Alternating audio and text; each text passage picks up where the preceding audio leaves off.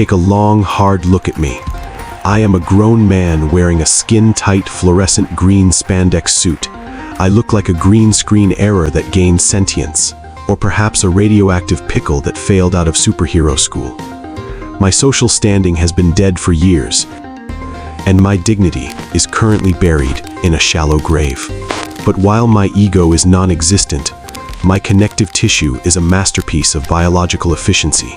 Most people in the gym are currently operating under the gym bro delusion. This is the dangerous belief that a damaged tendon is just a minor speed bump that can be smoothed over with 36 hours of rest and some motivation.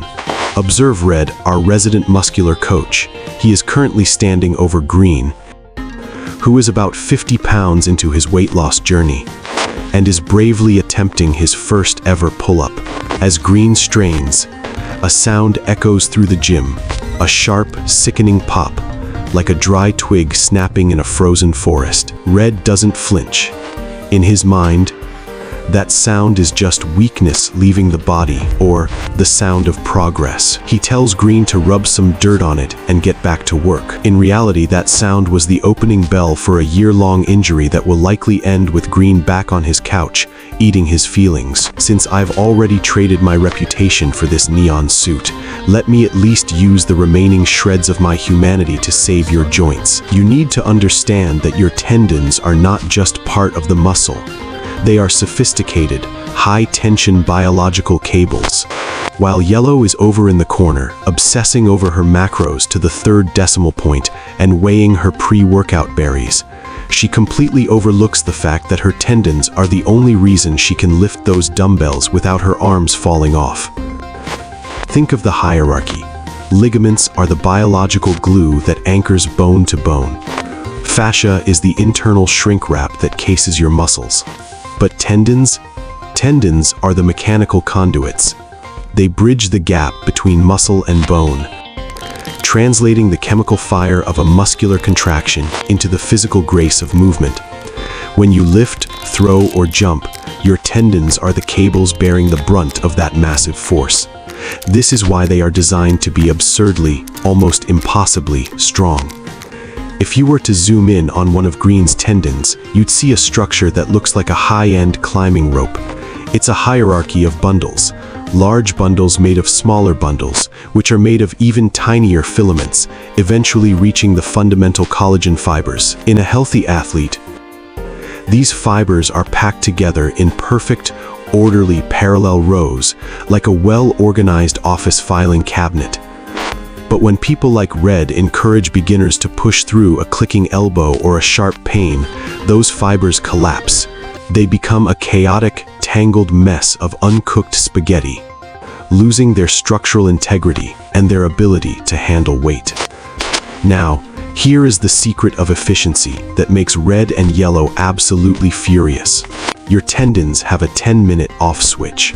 Modern research from experts like Keith Barr at UC Davis has revealed a shocking truth about tendon biology. Your tendons are smart and, frankly, a bit lazy. They only receive the physiological signal to grow denser and stronger for about 10 minutes of continuous loading. After that 10-minute window, the cells responsible for rebuilding the tissue effectively turn off and go to sleep. You might think you are building elite, bulletproof durability during your grueling 2-hour leg day or your Ironman training session. But the science says you likely reached peak efficiency in the first 10 minutes. The remaining 110 minutes of your workout provided zero additional strengthening benefit to your tendons. Instead, you were just accumulating micro-traumas and invites for a hospital visit. You weren't building a fortress. You were firebombing a construction site while the repair crew was still trying to lay the foundation. Biology is cold and indifferent. It doesn't care about Yellow's 4-week beach body challenge, and it certainly doesn't care about Red's ego. If you ignore the warning signs, you move from tendinitis to tendinopathy. Tendinitis is that acute, angry inflammation you feel right after a bad lift.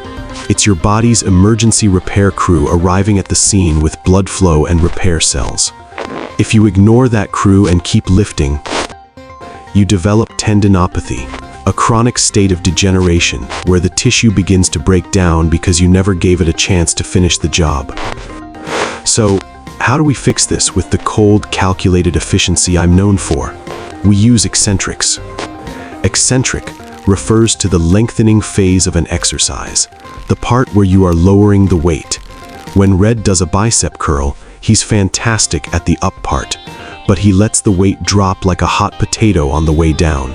This is the height of inefficiency, a slow, agonizingly controlled 5-second descent under load is what actually saves a tendon. This specific type of stress mechanotransduction signals those messy, tangled spaghetti fibers to realign themselves back into those strong parallel cables. The tragedy is that most injuries are entirely preventable. People like Green often snap because they try to perform advanced, high-impact moves before their connective tissue has had the months of slow adaptation required to handle the load. Rushing through your progressions is the fastest way to trade your gym membership for an ice pack and a bottle of ibuprofen. Here is your final reality check.